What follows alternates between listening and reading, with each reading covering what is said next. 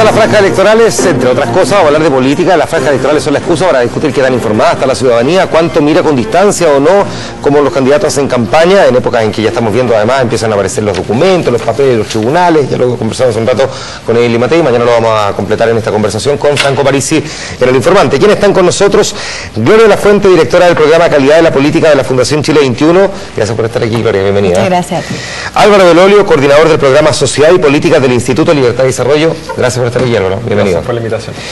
Marta Lagos, directora del Centro de Estudios Mori Chile. Marta, gracias por estar aquí. Bienvenida. Buenas noches, gracias por la invitación. Don Patricio Sayanta, abogado y académico de la Universidad Católica. Patricio, gracias por estar aquí. Gracias por la invitación. ¿A alguien le gustó la franja presidencial? Vamos a hablar de la presidencial, después vamos a hablar de la parlamentaria. ¿A alguien le gustó? En términos generales, digo.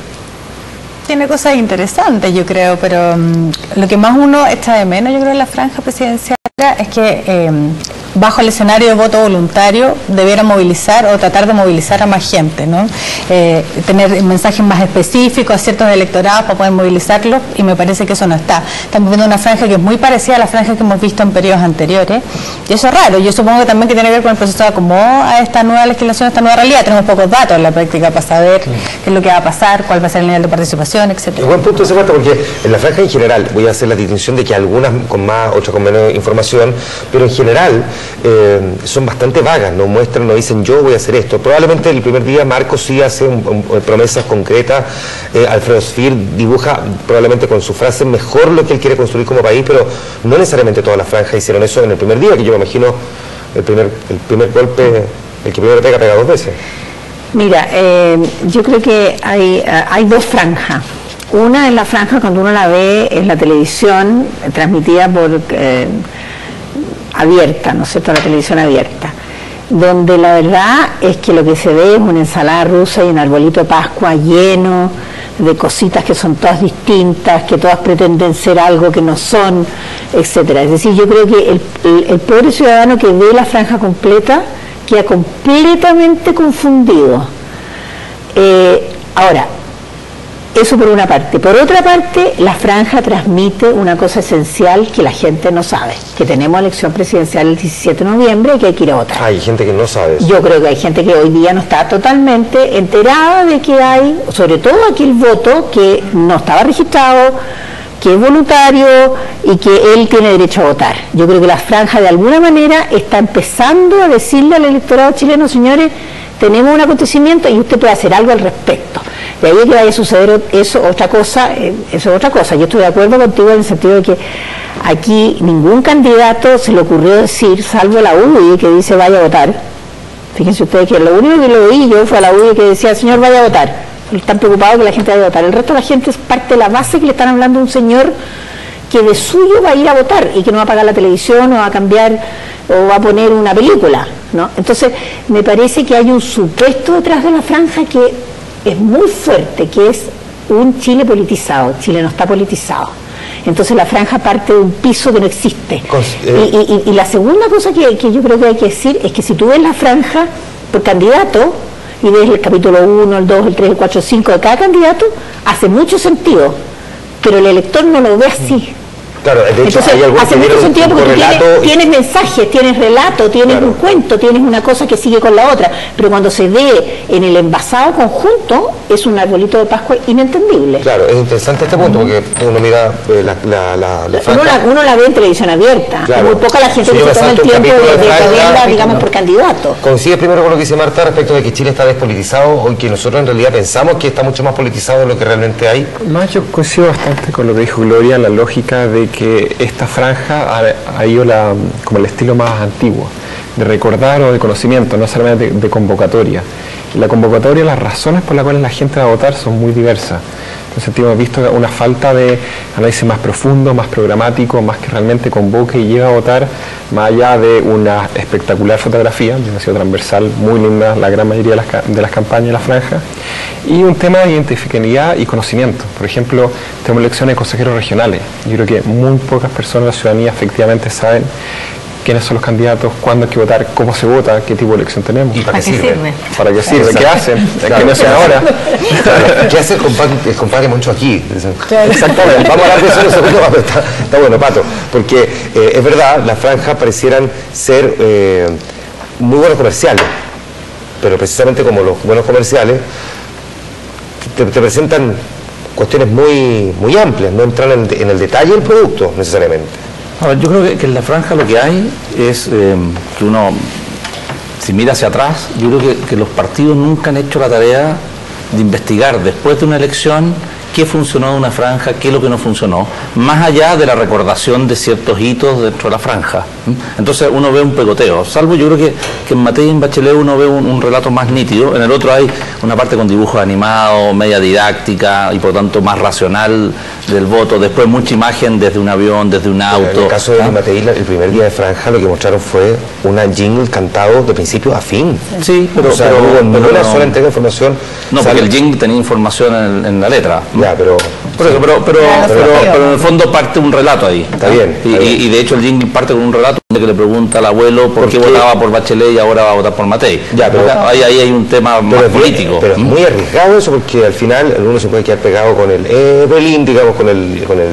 Sí, pero eso si lo hubieras repetido todos los días. Yo creo que la gracia ahí es llamar la atención para que sigas después el relato. Claro, pero ahí Franco Parisi hace una cosa distinta. Franco Parisi se presenta en su franja como conversando con una señora no político. Claro, que no es político, pidiendo pega, que en el fondo ella votó por él para que lo contrate para ser presidente, en lo que pareciera ser bastante efectivo desde ese punto de vista, donde el diálogo es muy simple, pero donde ella le plantea por qué la gente no confía en los políticos y él dice por qué sí podría confiar en él. O sea, nosotros le preguntábamos hoy día a los chilenos que vieron esa franja que tú estás describiendo. Yo te aseguro que la capacidad de una persona de recordar lo que dio en ese envase completo es muy pequeña, por eso que los mensajes por eso que el mensaje tanto de las dos coaliciones, ¿no es cierto?, terminan siendo al final un poquitito mejores desde el punto de vista de lo que queda, no desde el punto de vista de lo que contiene el mensaje.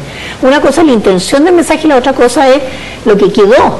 Y la verdad es que si uno presta atención y uno dice, a ver, ¿qué dijo fulano?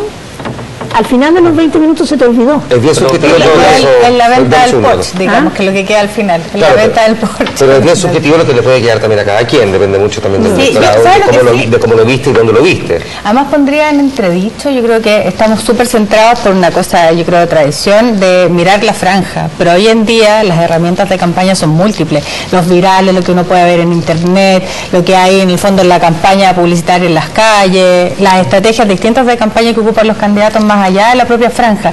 Yo tengo duda, no sé exactamente cuánto será el porcentaje de rating que tienen la franja, pero tengo duda que hoy en día tengan el peso relativo que tenían antaño, digamos, ¿no? Hay un punto bien interesante, el tema de cómo las redes sociales, me acuerdo que Michelle Bachelet sacó como pre-campaña una fotografía muy buena, inmediatamente Marco sacó una parodia sobre eso, o sea, cómo las redes sociales han interactuado y a veces estos mismos videos tienen mucha mayor cobertura o atención que la misma franja. Entonces, realmente, ¿a quiénes está llegando esta franja? Es algo interesante de analizar. Pasó algo similar en su momento cuando Lorenzo Goldborn era precandidato de la Alianza por Chile. Los otros candidatos, Marco tiene un discurso donde explica muy bien, en la primera, quiero hacer la comparación del primer día con todo, digamos, yo creo que es lo mejor, donde él habla de la educación, de lo que significa hacer competir a través del ranking Sims, en fin, entrega información. Podemos discutir o no si es muy críptico o no la manera en que lo hace, pero él entrega información concreta, que es lo que uno esperaría de una franja. Alfredo Sfir asume que es un candidato más desconocido y trata de explicar el porqué de la imagen que él representa y qué es lo que pretende. Tomás Lincoln la personaliza igual que Franco Parisi mucho en él, muy marcado en él. Lo mismo que Roxana Miranda, y de alguna manera en lo que hace el Partido Regionalista Independiente, el PRI, es explicar por qué son un partido de centro. Eso para despejar los otros candidatos que me quedan pendientes, porque está ya el Matei, Michelle Bachelet, y Franco Parisi, me falta uno más. Marcel Clot. Y Marcel Clot también, que tiene una particularidad, Marcel Clot, que Marcel Clot en su franja es el primero en años, yo no había visto algo así, que en lugar de usar las mejores imágenes más lindas de los paisajes de Chile, muestra paisajes reales también. Y se ríe del uso de las imágenes bonitas en la otra franja. Pero eso puede ser bien efectivo porque tampoco son imágenes exageradas. O sea, son imágenes que uno podría encontrar bien diarias. La Rosana Miranda también. Pero ¿sabes qué pasa? Que lo importante en la franja también es lo que se hable de la franja. Por eso el primer día es tan importante, porque no va a haber programas de televisión durante los 30 días de franja, va a haber los primeros días de franja. Y después en hitos puntuales que la franja logre que sea noticiable. Pero en lo demás La gente entra en lo normal, la va a ver, ¿por qué? Porque terminó la teleserie o terminó un programa y después la noticia por eso insisto que la función principal de la franja es producir el ánimo de elección, porque si bien yo creo que los hitos pueden ser muy especiales, muy pocos, muy singulares, lo que hay y que todo el mundo se va a enterar es que hay elección, y eso no es menor en un país que está al nivel de politizado que está Chile. Entonces nosotros tenemos hoy día un electorado donde 4 de cada 10 chilenos no se ubican en la escala izquierda-derecha. Entonces tenemos un electorado desideologizado, despolitizado, y desinformado, en contra de la política, y desde ese punto de vista la franja sí entrega una información desestructurada, desordenada, como arbolito de Pascua, pero entrega una información diciéndole, mire señora, aquí viene una avalancha de cosas, usted tiene que elegir senador, diputado, presidente. Entonces, en fin, y la persona de alguna manera se ve enfrentada a esa realidad. Déjame preguntarte entonces a ti, si en ese caso, dado que el chileno que está, según la descripción de Marta, a ese nivel, si no sería mejor entonces que la franja no la hicieran los candidatos, sino que la hiciera el Estado, y asumiera que en esos minutos lo que tiene que hacer es informarle a la gente de lo que va a pasar el 17. O sea, el Estado debería hacer muchas más cosas que son una franja, yo creo, en materia de información y educación ciudadana, sobre todo. Yo creo que hay un déficit tan importante en torno a las campañas, pero en general en torno a la política. Entonces, claro, ahora no sé si debían hacer el Estado en rigor. Yo creo que lo que sí, y ahí también hay que tener cuidado respecto a lo que finalmente significa la franja y cuál es el objetivo que buscan. Las franjas no buscan ni más ni menos que el objetivo de conseguir un mejor resultado electoral, y la información que se entrega está en torno a ese resultado electoral buscado. Por lo tanto, tampoco tenemos que pensar que las franjas electorales, y eso no tiene que ver con el problema de la franja, sino que con el problema de la política en Chile, van a entregar más información de aquella que los que arman la franja o las campañas necesarias para conseguir el resultado esperado. Entonces, lo que tenemos como déficit de información en la franja, en realidad yo creo que un déficit de la política en general, en Chile. Claro, pero ahí el punto es, ¿cuál es el rol público que tiene la franja? ¿Es efectivamente informar y a conocer la elección y ir a avanzar en los programas? ¿O es más esta lógica un poco más envasada del candidato, de recordar al candidato o de convocar a votar? Pero hay que pensar en la lógica de que viene antes. Yo soy muy del estilo de que ojalá una franja entregue la mayor cantidad de información posible, que sea más programático, y que tratemos de un poco ir ayudando a la sociedad en la lógica de entregar más educación cívica, más capital social y otras condiciones. Pero hay un punto entre el deber ser, me parece a mí, que, o sea, todos aspiraríamos, a todos los que nos interesa que efectivamente la democracia funcione bien, aspiraríamos a que a la franja electoral en general, lo que se habla de política, sea aquello que contribuya a la calidad de la democracia. Pero otra cosa es la realidad política del país, y me parece que entre el deber ser y la realidad hay un abismo, y lo que hacen hoy día las campañas finalmente es buscar aquello que... Tengo una duda, perdón, ¿alguien sabe si existe un mínimo exigible a la franja desde el punto de vista legal? ¿O simplemente... ¿Como en contenido? Sí, claro. Bueno, yo creo que se rige por las leyes generales de que tú no puedes presentar cosas obscenas ni pero en términos de contenido. No, lo entregas 2 días antes en el consejo. Claro, y ellos, si ponen una persona desnuda, te la devolverán y te dirán, mire, eso no se puede hacer. Aunque venían una franja,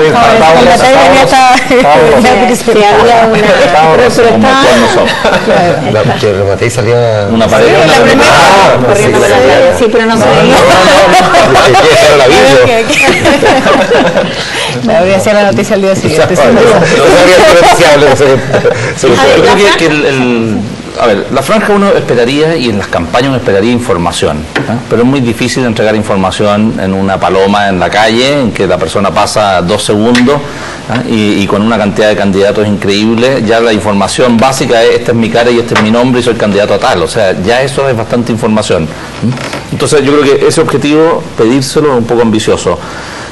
Lo segundo es movilizar gente, y eso yo creo que la campaña está al debe.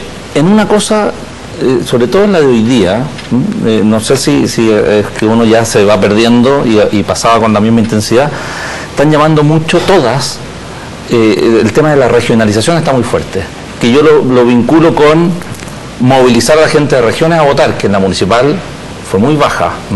Entonces puede haber ahí una intención de movilizar en las regiones, prometiendo que vamos a hacer un país federal prácticamente, porque hay una franja que le promete a las regiones mucho.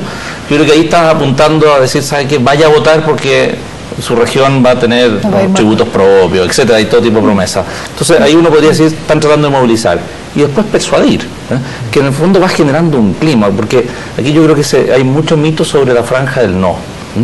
La franja del no lo que hizo fue generar un clima, decir, ¿sabe qué? Si usted vota no, no va a pasar nada. En el fondo eso es lo que se le quiso transmitir a la población, más allá de la cantidad de información que uno podría decir de si hay 5 millones de pobres, no los hay, etcétera. La idea fuerza era generar un clima de no pasa nada votando que no. Perder el miedo en el fondo. La franja tiene, digamos, el propósito, yo diría, desde el punto de vista del Estado, de la política pública, de entregar mayor nivel de igualdad en el grado de información que tiene la ciudadanía respecto a los candidatos. Porque siempre hay candidatos que van primero y que la gente está más informada de ellos, y otros candidatos muy desconocidos que no han tenido acceso, que no tienen televisión, no tienen prensa, no tienen plata, en fin. Y la franja lo que trata es de equiparar un poco esa desigualdad. Desde el punto de vista del propósito está bien pensada. Ahora, desde el punto de vista del contenido, me parece un poquitito bastante loco la idea de pensar de que una persona pueda discernir por quién va a votar en función de esa cantidad astronómica de información a la velocidad que pasa, porque hay cosas que no alcanzan a estar en la pantalla más de 15, 20 segundos. Claro. Entonces uno escasamente alcanza a leer el nombre del candidato. Hay uno que dice, el Partido Liberal, ¿dónde está el Partido Liberal? ¿En qué zona era? Y ya pasó. Pero Marta, yo en eso disiento respecto al electorado, porque habemos los que nacimos sin televisión, pero los que nacieron con televisión descodifican mucho más rápido la franja y cualquier contenido más televisivo. Saben pero lo más probable es que se consolide en tendencias más que cambiar de manera radical. Lo que yo quería agregar de la franja del no es que en 1988 se hizo una campaña para que la gente fuera a votar. A mí me parece que esta primera elección presidencial debería haber tenido una campaña del Estado neutra. Señor, usted tiene derecho a voto, está registrado. Esta campaña se está haciendo ahora. Sí. Y se hizo no es como la campaña que se hizo para la franja del no, es una campaña que nadie pudo dejar de ver. No, porque la campaña de la franja del no fue para que la gente se inscribiera. La campaña vaya a votar. Hace referencia a entiendo la campaña que hacen algunos rostros de noticieros fundamentalmente, donde aparecen también otros personajes como Nicolás Copano y Jordi Castel, que llaman a participar de las elecciones, tal como se hizo para las primarias también. En la campaña del no se hizo, la organización Participa hizo una campaña por televisión enseñándole a la gente a votar, le mostraban la urna, le mostraban el papel, le mostraban el era propaganda televisiva estatal transmitida por televisión abierta. Entonces, además de la franja, entonces habían dos procesos. Uno era el proceso político de discernimiento entre las dos opciones, y la otra era esta cosa neutra que decía, mire señor, usted tiene derecho a ir a votar, está bien que vaya a votar, la gente espera que usted vaya a votar. Eso no se está haciendo ahora. Entonces, mucha gente también... Pero después de tantos años, ¿todavía tenemos que hacer esa pega? Yo creo que sí. El mismo tema, o sea, todos sabemos el poder que tiene la televisión como medio de comunicación, es bastante potente. Aquí estamos. Pero también un poco entender que esta franja o convencer o convocar no es solo televisión, ¿no? O sea, también participar en debates, radio, programas, debates, todas estas condiciones que se van generando, que van tratando de empoderar a la ciudadanía y realmente que tome la decisión que vaya motivado a votar por un candidato y no necesariamente que esté obligado y vote por la opción que más recuerda o la que menos le molesta. Entonces ese cambio de paradigma yo creo que hay que internalizar la franja y ojalá hacer un poco al deber ser a una franja mucho más programática, a una franja con mucho más contenido, con mucho más líneas. Por supuesto siempre van a cuidar la fotografía y cosas del estilo, es una parte importante. Yo creo que es importante clarificar estos temas y ir avanzando en eso, y creo que eso es un poco lo que se echa de menos. Matei lo hizo con los 7 puntos que recalcó en los últimos 2 días, pero en otros más parecen candidatos una especie como holograma que cada uno refleja lo que quiere ver, más que realmente ser concreto en lo que proyectan. Yo sería cuidadoso en meter a todos en el mismo saco, porque tengo la sensación de que los candidatos han ido marcando en estos días también de franja sus diferencias. Creo que la única cosa en la que casi todos sí coinciden en la franja, además por supuesto de la estética, podemos discutir sobre las calidades, pero eso tiene que ver con las lucas arriba de la mesa, es que casi todos prometen a la ciudadanía mayor capacidad de tomar decisiones por ellos mismos. Eso sí, que en el fondo el candidato se pone del lado de la gente. Algunos ofreciéndoles cambiar la Constitución, otros protegiéndolos más como consumidores, por ejemplo, si se quieren marcar los derroteros de uno y otro lado. Pero, con la idea del ciudadano depositario de derecho, pero eso está instalado ahí. Pero eso sí es transversal en todos los candidatos, pero yo creo que no todos los candidatos son iguales en el sentido de lo que plantean. Yo insisto en que creo que uno puede marcar las diferencias respecto al contenido, pero Marcel Clot y Marco Enrique Minami tienen en su franja discursos sobre lo que ellos pretenden hacer como país, por citar ejemplos. De hecho, por ejemplo, yo creo que hay una diferencia importante entre la franja de Bachelet, que es una franja de instalación del próximo gobierno, yo creo que es más o menos claro, versus el resto de la franja, y ahí hay una diferencia entre quienes se disputan el segundo lugar, de alguna manera, y el resto que está buscando más bien instalarse como figura pública de quien más. Porque la franja de Bachelet es la franja de una presidenta, ¿no? La franja de una candidata. Toda la campaña de Bachelet ha sido las salidas a terreno que se ven en las noticias en un formato presidencial, sí, claro, con los rostros que fueron autoridades en esas regiones, que visto desde Santiago no sabemos, pero visto desde una región, sabes que ese fue Ceremi, que ese fue gobernador y que los rostros están ahí como un remake del gobierno de Bachelet. Yo creo que en la franja se reproduce. Yo sé que yo la franja la divido de dos en dos. O sea, yo creo que es Bachelet y Matei en un esquema de los que tienen posibilidades de la segunda vuelta. Me parece que Feir y Marcos tienen una franja más de estadista, sobre todo Marcos desde el primer día trataba más allá del discurso de presentar un formato ya no del joven desafiante, sino del estadista que puedo ser presidente de la República, que ya no soy tan joven. Sigan este análisis que dijo de dos en dos, como son nueve candidatos, hay uno que ya a ver, continúa, Pato, lo escuchamos. Clot y Miranda, que me parece que es un discurso que ha apuntado muy a la izquierda dura, sobre todo Miranda con el icono de Allende, etcétera, y el discurso de Clot clarísimo. Y en el caso de Parisi y Tomás Jocelyn Holt, que es un discurso más populista. A mí me llama la atención porque se produce como una incoherencia en el estilo físico de los dos con el discurso, sobre todo la franja de hoy día, no sé si la vieron, de Tomás Jocelyn Holt tendido en un parque, así conversando con una pareja, y el discurso es muy populista. Dice, yo no entiendo que se quieran ir a vivir afuera, pero ¿cómo le planteas a un país entero que se quiere ir a vivir afuera? Eso fue una élite. O sea, entonces es un tema populista, pero con una actitud física de él que dice, no, usted no es populista físicamente. ¿Y Ricardo Israel?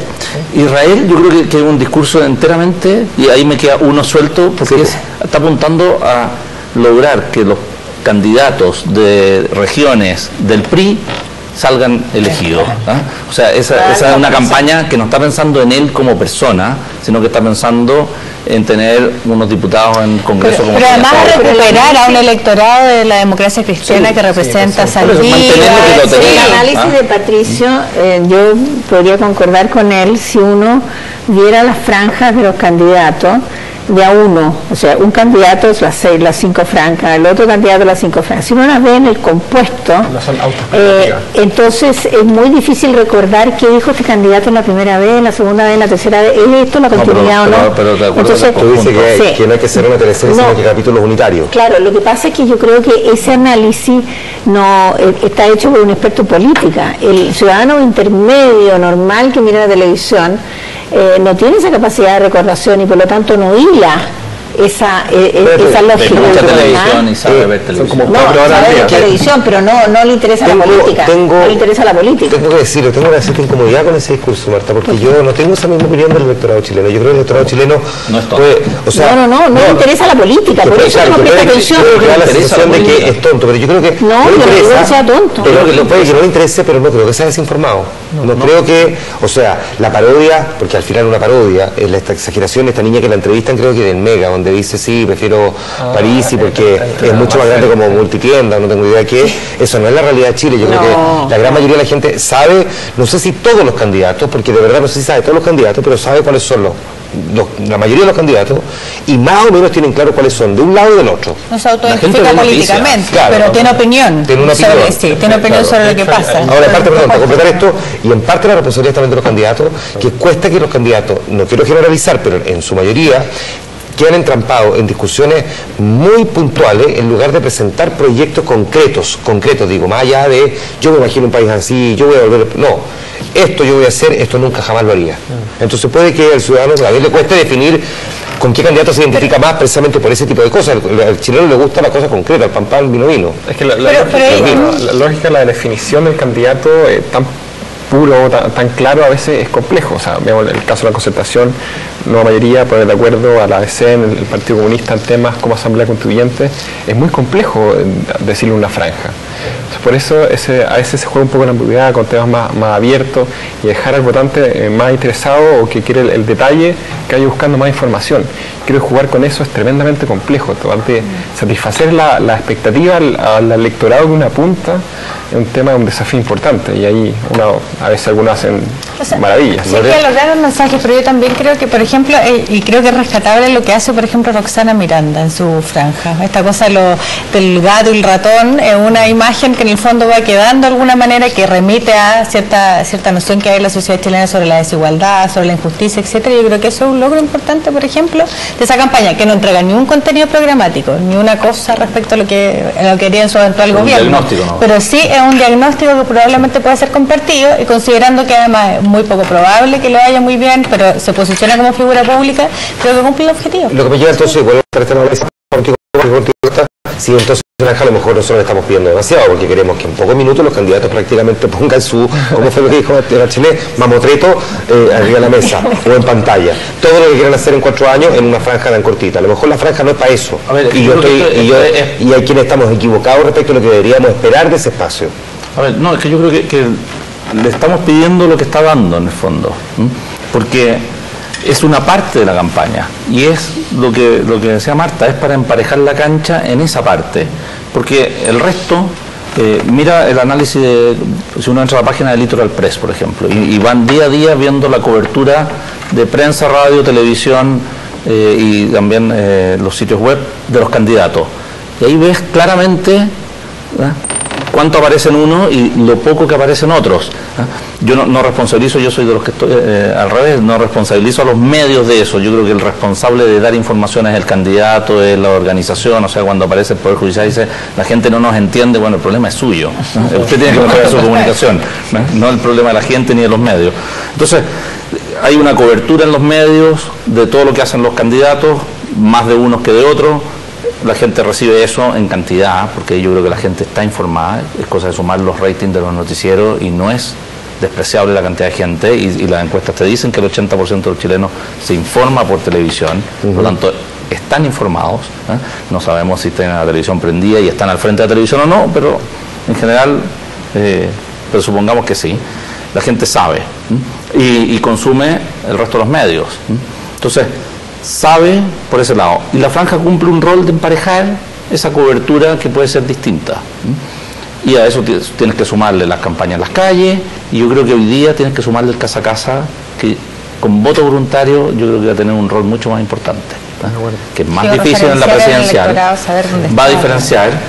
Yo creo que eso es muy complicado en la presidencial, el casa a casa, pero es lo lógico en los diputados, y eso va a marcar la diferencia, yo creo, entre los candidatos presidenciales que tienen listas parlamentarias completas en todo el país, etcétera, trabajando firme por obtener un escaño, que eso rebalsa en la presidencial, con los que no tienen esa lista, y por tanto sus resultados electorales van a ser mucho más bajos. Marta. Mira, nosotros los datos que tenemos de los años 88 en adelante, cerca del 60% de los chilenos sabían por quién iba a votar antes que nombraran al candidato.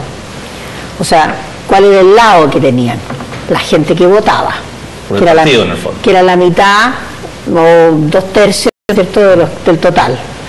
¿Cómo ha cambiado ese escenario hoy día? Por lo que sabemos, no más del 35 dice hoy día que sabe por quién va a votar, independiente de quién sea el candidato.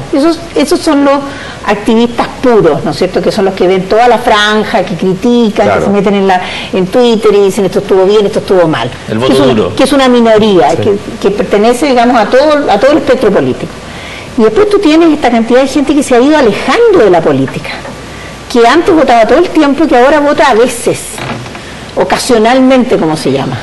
Entonces, esa gente hoy día, cuando prende la franja, lo que hace es alejarse más de la política, porque lo que sucede con esa franja es que el conjunto no es un conjunto armónico, es un conjunto inarmónico. Y de alguna manera no te entrega una solución a tu dilema, que es ¿qué hago yo? cuando ya me alejé de la política, ya no quiero los bloques A y B, o no me gusta fulano, sutano, berengano, y ahora tengo que empezar a buscar. Entonces yo creo que ahí hay un lote importante. Y por último está este otro lote, que es el lote que no ha participado nunca, no ha votado jamás en una elección, al cual la franja lo interpela. Bueno, Marcelo Entonces, eso.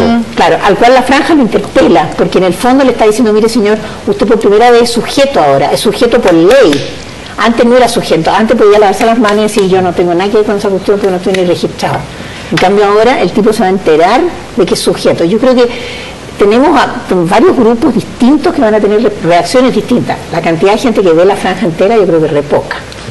Ese es otro punto, qué pedazo de la franja vieron, cuándo, cuál es el orden en que llega, qué es lo que se dice primero, y cuál es la capacidad de recordación. Yo creo que ahí también tiene que ver con la cantidad de interés y con la desconfianza.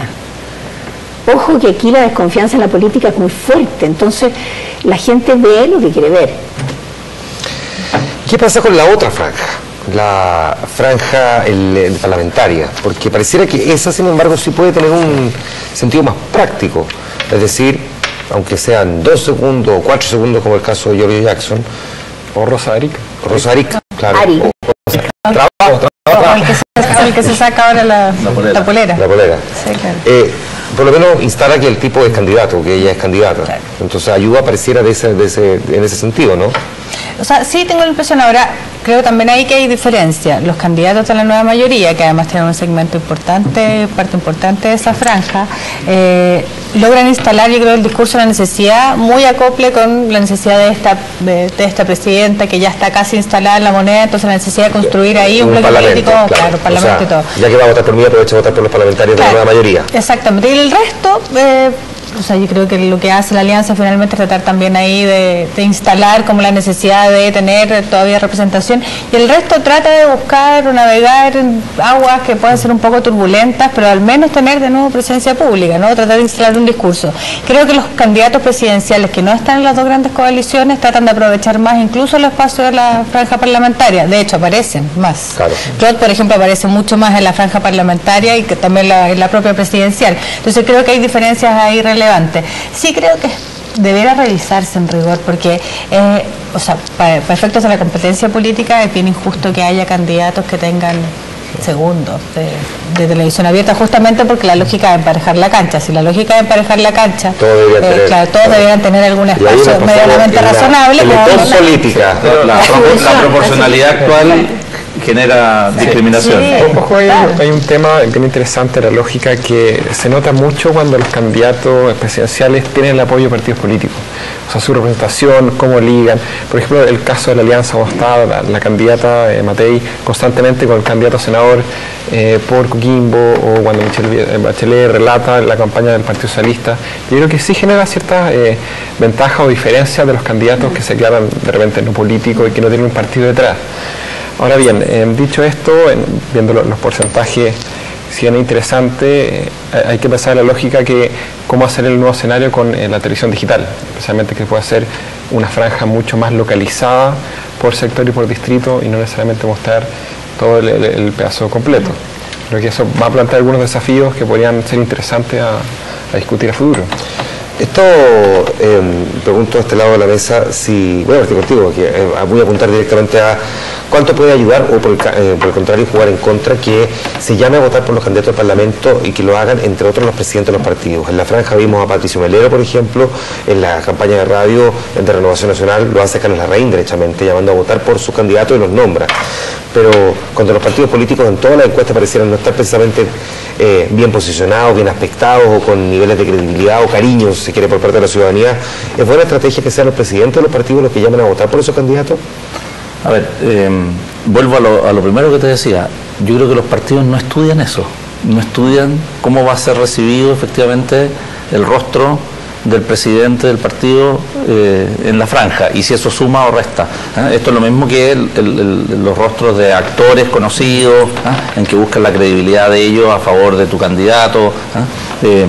Aquí no está probado, en el caso de los actores está probado, que la gente los conoce, los reconoce, los sigue, por lo tanto, en una de esas traspasa el voto. En todas las encuestas de credibilidad o de aceptación, uno mira y están entre los primeros lugares las radios y los canales de televisión, y por lo tanto, claro, como medio. Por eso claro, los diarios están un poco más abajo, pero los diarios tienen otra lógica de funcionamiento como medio, entonces se le echa mano al que pareciera tener más credibilidad que el político. Pero tú sabes también que hay mediciones de eso, porque el retail hace esas investigaciones, sabe qué rostro conviene más, para qué campaña, etcétera. Pero en política no se hace, entonces estás apostando. En el caso, a ver, pasa un poco lo mismo en la nueva mayoría, porque en el fondo en la nueva mayoría uno ve los mismos rostros de antes de la concertación, hoy día bajo nueva mayoría, pero vuelves a ver a Andrade, vuelves a ver a Girardi, vuelves a ver, etcétera. Entonces, y te pasa con Melero. Me llama la atención lo de Carlos Larraín, porque en esos casos son candidatos ellos, entonces que aparezcan en la franja es lógico. Melero, Andrade, Girardi, son candidatos. Pero Carlos Larraín no. Pero Carlos Larraín no, por eso me llama la atención si estará medido la efectividad de que él te apoye o no te apoye. Porque no es candidato, entonces como que descoloca al público, porque el otro sale natural dentro del contexto. Yo creo que en el caso de las campañas de diputados no es tan efectivo el tema. Está la posibilidad, es gratis, hoy día los medios tecnológicos te permiten hacer algo decente a bajo costo y hay que aprovecharlo, pero yo no sé, no son campañas de opinión pública las de diputados, salvo en distritos más importantes, pero en el resto es más local. El punto es la franja o no, en que te vean unos segundos, claro, no es tan clave. Sí, la verdad es que desde el punto de vista, digamos, de la forma como se hace la ley, tiene poco sentido que se transmita a todo el país 4 segundos de un señor que va en una comuna, ¿no? Porque la verdad es que esos 4 segundos podrían ocuparse para la región, debería estar mejor distribuido, y eso es un tema técnico súper complejo por lo demás, por las transmisiones, por en fin. Pero porque además no todos los canales están en todos los lugares, exacto, en todos los rincones, claro, llegan con la misma potencia y se ven igualmente bien. Pero sin duda que hay algo que llama la atención. Nosotros hemos sido capaces, ¿no es cierto?, de construir unos túneles increíbles, de mejorar la tecnología, somos el primer país de América Latina en conexión a internet. Y hoy día yo pasaba por una de las rotondas que hay en la capital y miraba los letreros. Yo decía, ¿qué diferencia hay entre los letreros del año 90 y estos? 0 diferencia. Es decir, los candidatos del año 90 están photoshopeados. Pero desde el punto de vista de la técnica, de la mejora, en fin, del avance que hay entre el año 90 y hoy día, hay 2 planetas distintos. En política seguimos igual. Las mismas fotitos puestas apoyadas una contra la otra, un poquitito chueca, una un poco deslavada, la otra que le hicieron un hoyo. O sea, de alguna manera la política, lo que dice Patricio, de alguna manera la política no se ha puesto al día con la modernidad. No, entonces tenemos este contraste bruto, te fijas, de que claro, tenemos una franja y la técnica televisiva te permite tener bonitas fotos, pero no hay nada sofisticado detrás. Ya. Es decir, es la pura técnica, sin el sustrato. Haciendo la salvedad de que los candidatos sí utilizan las plataformas digitales hoy día para tratar de hacerse la mayor cantidad de propaganda posible, las redes sociales también, particularmente algunos que no sé cómo lo hacen, pero consiguen organizar muy bien. De manera improvisada. No sé si tan improvisado, porque tengo la sensación que algunos candidatos han organizado las redes sociales en su favor. Claro, o sea, candidatos que parecen con mucho menos respaldo en las encuestas, cualquiera sea la encuesta, porque no creo pero tienen mucho trabajo en redes sociales, entonces sí, pero eso tú sabes cómo funciona y sabes que eso lo contratas yo creo que podrían pasar 2 cosas que podrían hacer que tienda a cambiar el escenario. Una, que en el fondo el voto voluntario de alguna manera permita hacer también un cambio en la estrategia de campaña, en esto que hablamos al principio, que es como segmentar el electorado y mandar mensajes diferenciados. Y lo otro es que en el futuro, yo lo esperaría, que exista mayor capacidad, por ejemplo, de fiscalizar el gasto que se hace en campañas electorales, como lo han tratado de hacer algunas ONG y algunas instituciones respecto a lo que hay en la calle. Yo creo que lo que se gasta en términos de campaña electoral y se ve en la calle es mucho más de lo que se declara, por cierto. Claro. Si hubiese mayor capacidad de fiscalizar aquello que se gasta, de pronto podríamos tener menos publicidad también instalada en la calle y desde tan temprano, porque la campaña empieza mucho antes que incluso el límite legal lo permita, ¿no? Y nadie en la práctica hace mucho. Más que el tema de la fiscalización, yo creo, y comparto lo que decía Marta, que la lógica aunque se han enfrentado las campañas hoy en día sigue siendo con voto obligatorio, no necesariamente con voto voluntario. Entonces lo vimos en las municipales, algunos candidatos a alcaldes se confiaron mucho a la gestión y no hicieron una campaña de voto voluntario como debe ser. y uno ve que se basa mucho específicamente en dar a conocerse, pero no solamente en la convocatoria. Creo que el tema convocatoria es algo muy importante y a mí, o sea, estoy bastante intrigado de cómo hacer la convocatoria a esta elección. La elección municipal fue bastante baja, un 42%. Hay que corregirlo, chileno extranjero, pero sigue siendo baja. Puede llegar hasta 50, depende cómo la calcules. Claro, entonces en ese sentido, o sea, tener una participación con voto voluntario en una presidencial con estos niveles tan bajos sería bastante preocupante, y yo creo que la forma como se está haciendo campaña, incluso las franjas, podría ser un tema relevante. ¿Quién de los cuatro aquí se atreve a explicar para qué sirven los consejeros regionales, los famosos CORE? Yo te puedo explicar. Aquí los CORE existen hoy día, son los consejeros regionales. Hoy día se eligen indirectamente por los concejales en una región y conforman el gobierno regional junto con el intendente. O sea, el intendente gobierna con el consejo regional. Ese consejo regional aprueba los presupuestos de inversión, distribuye las plata del Fondo Nacional de Desarrollo Regional. Tendría una labor similar, pero a otra escala, que los concejales dentro del municipio. Lo mismo. Aprueban el plano regulador intercomunal. Manejan más plata. Y bueno, mucho más plata, obviamente. Y fiscalizan al intendente, se supone.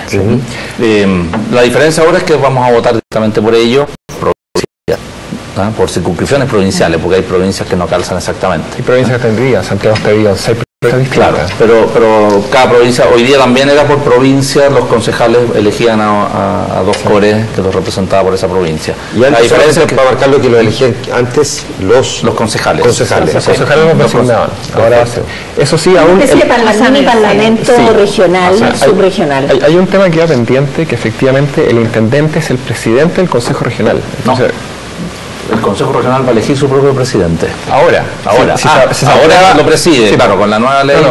Si se aprueba el proyecto de ley de traspaso de competencia, lo van a elegir. Entonces, como funciona actualmente el intendente, el presidente del Consejo Regional, que es una figura media extraña. Entonces, ahora se avanzaría. Se supone que se va a elegir eso es una cosa curiosa, porque se aprobó la legislación respecto a la elección de los consejeros regionales antes de discutir muy bien cuál era el presidente del Consejo Regional. ¿Qué función va a tener y cuánto le compite al intendente entonces? ¿Ahora futuro? A futuro le va a competir. Sí. ¿Quién manda? El intendente. ¿Y para qué sirve el presidente? Porque somos un país unitario. Claro. ¿Pero cómo el presidente lo manda? ¿Cómo el presidente lo manda? Entiendo. El presidente del consejo nomás. No es el jefe de la intendencia. Es como que los concejales eligieran a un presidente entre los concejales, pero el alcalde es el que gobierna. Ya, perfecto. ¿Y para qué sirve la figura del presidente? Igual que el presidente del Senado. Sí, es replicar la misma figura. Ya, para ordenar reuniones. Pasa a ser la segunda autoridad de la comuna, en este caso de la región. Ya, voy aquí, Marta, y después Gloria. ¿De cuánto pueden servir los consejeros regionales en esta modalidad de elegirlos nosotros? ¿Y cuánto puede distorsionar, por otra parte, también el que la ausencia de información sobre para qué sirven los consejeros regionales lleva a que la gente vote?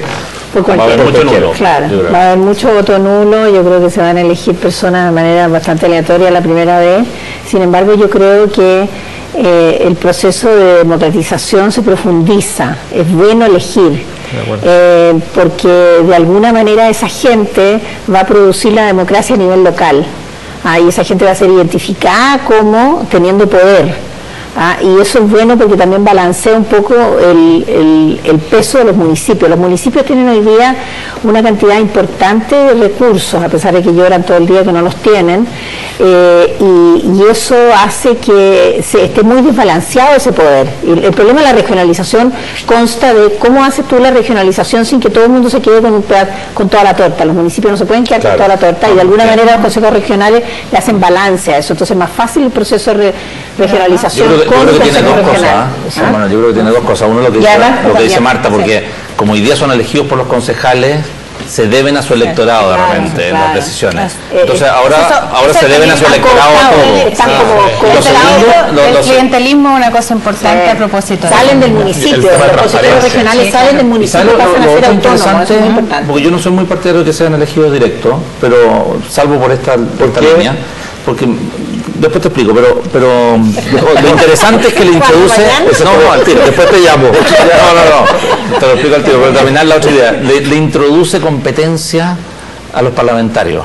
Es verdad eso. Entonces, eso es Por eso nos demoramos tanto. Porque vamos a posicionar gente Claro. que va a tener votos en toda la región, Sí. o en una parte importante, Que van a o ser en locales. distritos locales. Locales. Por lo tanto, ya no es el diputado que llega de Santiago y es candidato ahí porque tiene acreditado Ya. un domicilio. Pero además es súper Y visible. te contesto lo otro Ya. por un O tema sea, de los fiscalización. candidatos- sí. Porque hoy día cuesta mucho que la Contraloría logre fiscalizar todos los municipios, y ahora va a tener que fiscalizar con mucho más ojo lo que hacen los En el otros. programa- Además, en es el súper programa- visible la los categoría. proyectos de inversión regional, que yo creo que es muy importante. Hasta aquí había una toma de decisiones enorme por un grupo de personas que nadie conocía. Yo creo que en algunas regiones tal vez los consejeros regionales eran más conocidos que otros, pero era un oscurantismo absoluto. Mientras uno abre las puertas a la democracia, hace que la gente vaya, vote, yo creo que eso es un aporte absoluto, más allá de que obviamente hay que traspasar más competencias a la región. Álvaro. No, yo creo que hay un tema de rendición de cuentas muy importante. Si yo me debo al concejal que me designó versus yo tengo que buscar mi reelección y me debo a la ciudadanía, tengo que explicar un poco por qué gastaron los fondos en tal consultorio, en tal cancha, en tal condiciones. La más transparencia. Y eso transparencia, o sea, la accountability, la rendición de cuentas, la transparencia y los temas de impedir la corrupción, y también el conocimiento de quién es tu consejero regional. Hoy en día, yo conocí a mi consejero regional por primera vez hace como 2 años. Antes no tenía idea de quién era, en realidad. Yo conozco como a 3 ahora. Pero realmente el conocimiento que existe hoy en día es muy bajo. Pero fíjate que yo creo que hay otra consecuencia que no es menor, y es que en el futuro los candidatos a diputados y los candidatos de personas van a salir de esa primera lanchada de gente que va a entrar a la política de una manera muy, digamos, natural, porque va a ser, era como eran los regidores antiguamente, ¿no es cierto? Que la gente primero postulaba a regidor y después iba subiendo en la política. Entonces se crea nuevamente una instancia de tiraje a la chimenea, donde pueden surgir los líderes, donde pueden ir surgiendo las personas intermedias en el sistema de partidos. O sea, puede también servir al sistema de partidos para ir fortaleciéndose en todo el país. Porque uno de los problemas que tiene el sistema de partidos es que trae a la gente de Santiago y los plantifica en todas partes. Claro. Bueno, eso en el futuro va a ser más difícil porque va a haber más competencia al interior de las regiones. ¿Cuánto, pues, sin embargo, y esta pregunta puede sonar ofensiva, pero que suena como suena, tengo que decirlo, cuán profesionales son los candidatos a consejeros regionales? Porque da la sensación de que candidato a presidente, candidato a senado, candidato a diputado, y después para abajo empiezan como, y al final es como los que nadie quiso considerar para otros puestos. Es que Yo creo que hay algunos rostros que se están reinventando ahí lo ahora. que quiero decir, lo que jóvenes. estoy diciendo, ustedes saben hacia dónde apunta, porque Sí. hay en varios, y no son pocos casos de políticos que habían sido abandonados y que hoy día intentan por este lado tratar de Volver. pero por otro lado también figura que encuentran en esto eventualmente una fuente de trabajo Y hay gente- y que no necesariamente son expertos en esta materia. Hay gente que son consejeros regionales que van ahora a la Claro, elección. la reelección. Yo contigo Pero no hay claro. gente, claro, y hay gente nueva también que mencionan Rosa. Yo creo que va, o sea, ayuda de todas maneras al tiraje a la chimenea, absolutamente. ¿Y por Yo qué? creo que sí. ¿Por quién votaba la gente cuando dice, ¿qué es esto? ¿Qué es esta papeleta? Entonces se equivocó, me pasó un papel de más. A ver, No, yo creo que hay esto va a ser un dos proceso de aprendizaje de largo aliento. No creo que esto se solucione en esta elección y probablemente vamos a Hay estar un algunos rato en que el también- ruedo con Yo esto. creo Igual que que, las fíjate que primarias. va a pasar igual que antes, que en la cola de la elección, el día de la elección, la gente se empieza a preguntar en la cola y uno termina conociéndose en una mesa, oye, y bueno, ¿y quiénes son los candidatos aquí? ¿Y qué pasa? No, si ese fulano es el cuñado de no sé quién, y el fulano es el pariente no sé cuánto. De alguna manera la gente en ese pedacito de media hora, una hora, dependiendo de lo que uno está en la cola, se informa. Por increíble que parezca, en la cola de la elección a ver por quién se vota. Y yo creo que esta cosa que la gente sabe por quién va a votar antes de que suceda la elección, va a empezar a suceder también, porque la gente se va a ir ubicando, no, este es partidario de este otro, no, este es del alcalde, Depende este es del colgado de intendente. quién hace la Ahí campaña. está, Hay lo que muchos decía- haciendo core campaña con diputados, Claro. con Ese candidatos es el punto, presidenciales. no sabemos. Los que van solos, no sé cómo se Yo los van a creo que ahí bailar. hay un desafío Bueno, hay importante para caudillas los partidos también. políticos, o sea, el efecto de arrastre que van a tener finalmente las candidaturas parlamentarias y presidenciales es una cosa que es súper importante medir al futuro, porque no sabemos, o sea, hoy día vemos fotos, aparece un montón de cosas, pero nos vemos y no sabemos cuánto del efecto arrastre que En la tiene. medida que vote más gente el voto voluntario y esa gente disperse el voto de los cores, en esa medida va a ser mucho más difícil entender, digamos, qué pasó con el rol de los partidos, ¿no?